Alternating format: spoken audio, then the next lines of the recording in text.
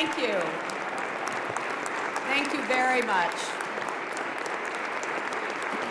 Thank you all. Thank you. Thank you. Thank you very much. This is not exactly the speech at the Capitol I hoped to be giving after the election. But after a few weeks of taking selfies in the woods, I thought it would be a good idea to come out.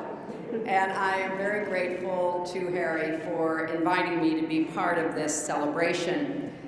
As we celebrate a great leader and a great senator, and yes, a great American, I just want to pause for a moment and mark the passing of one of our great Americans as well. Senator John Glenn, a friend to many of us and a genuine American hero, passed away today. And I know the tributes will be flowing. I'm sure the congressional record will be filled with pages of appreciation and recognition of this extraordinary American's life. It is fitting that we're here in the Kennedy Caucus Room, which has seen so much history. Harry got his start in politics organizing for JFK. Even then, he knew how to win. My very first experience as an intern here on the Hill was helping with hearings right in this caucus room. And it's fitting that we would gather in a place that represents the values of this extraordinary deliberative body. I want to thank Landra and the entire Reid family for sharing Harry with us all these years. And I'm delighted to be here with Vice President Biden, leaders McConnell and Pelosi, and my former partner from New York, Chuck Schumer, as well as so many other friends and former colleagues. Today we are hanging Harry's portrait here in the Capitol, but the more fitting portrait of him will be the one that goes in the dictionary next to the word fighter. Throughout his career, Harry's fought the good fight on behalf of the working families of Nevada and all Americans.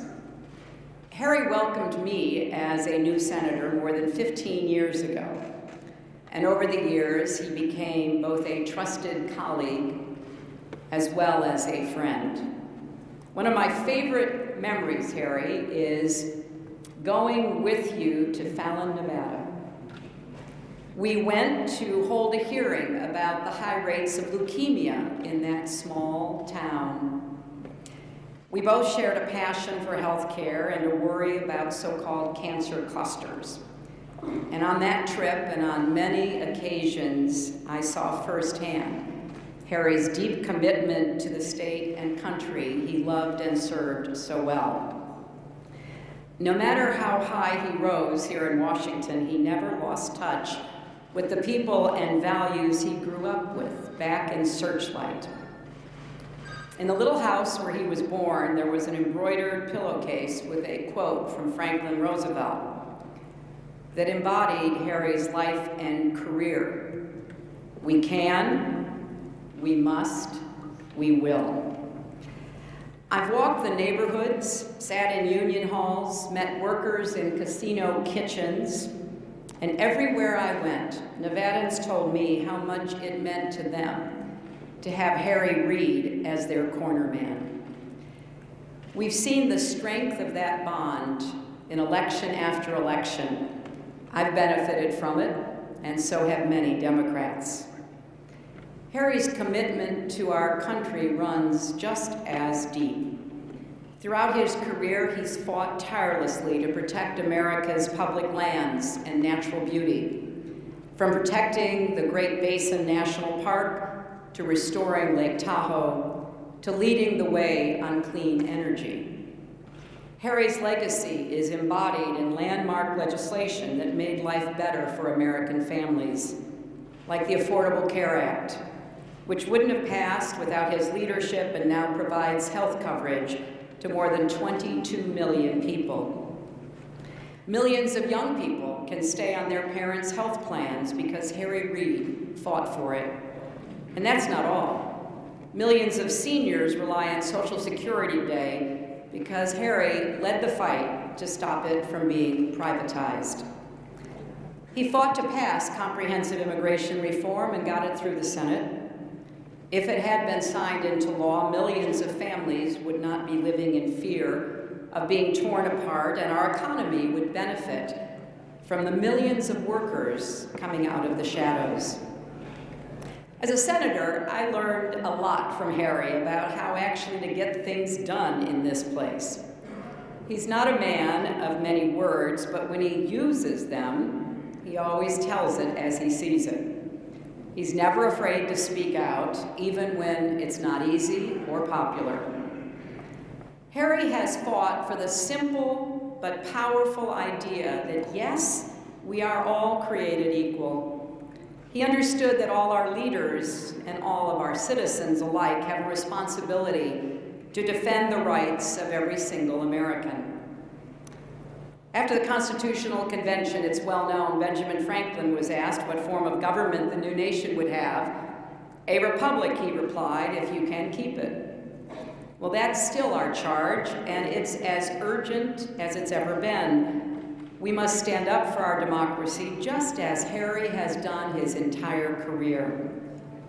Let me just mention briefly one threat in particular that should concern all Americans, Democrats, Republicans, and independents alike, especially those who serve in our Congress.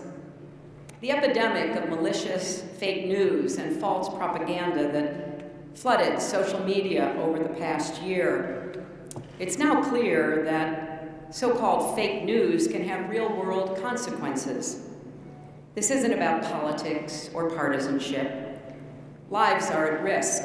Lives of ordinary people just trying to go about their days, to do their jobs, contribute to their communities. It's a danger that must be addressed, and addressed quickly. Bipartisan legislation is making its way through Congress to boost the government's response to foreign propaganda, and Silicon Valley is starting to grapple with the challenge and threat of fake news. It's imperative that leaders in both the private sector and the public sector step up to protect our democracy and innocent lives. Harry Reid and Vice President Biden may be stepping back from the daily scrum of politics and governing, but I know I speak for them as well as tens of millions of Americans when I say that we are all counting on those of you who remain, counting on you to defend this institution that all three of us love so much and the democratic values it embodies, counting on you to carry forward Harry Reid's legacy, to stand with working families and fight the good fight for a better, stronger, fairer America. Harry, my friend, thank you for your service and your friendship. I can't help but think of that wonderful song, The Boxer. You left your home and your family when you were no more than a boy. Now in the clearing stands a boxer, a fighter by his trade. You carry the reminders of every glove you faced, but even more, we carry the reminders of every fight you waged for us, and we will never, ever forget. I wish you and your family all the happiness in the world. You have earned it. Thank you.